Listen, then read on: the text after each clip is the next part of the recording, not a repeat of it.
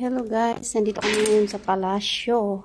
Kasi kahit walang amo, syempre maghahanap tayo ng trabaho natin. Hindi naman pwedeng lagi tayo higa-higa.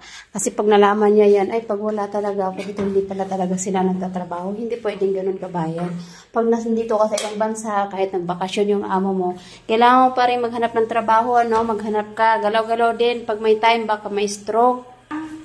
Ayan, so kukuha muna tayo ng tubig kasi magmamap agad tayo. Syempre, basta lang makita na naglilinis tayo. Ayan. Maglagay na tayo ng tubig para meron tayong pang-map. Alam nyo, kahit wala dito yung amo ko, naghahanap talaga ako ng aking magagawa.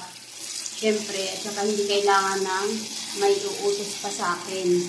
Kailangan ikaw mismo magpusa kung saan mo gusto magtrabaho. Hindi tayo pwede maghintay lang. Ayan, dito ako maglilinis.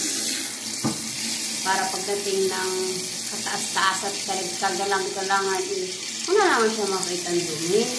Para maisip niya, ay, mabait pala sila. Sana all sila.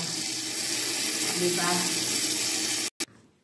So, ayan, dyan na muna kayo at ako'y magtatrabaho muna para mas mapabilis ang ating paglilinis kasi pag dut-dutin, hindi tayo matatapos kaagad. So, ayan, see you again later.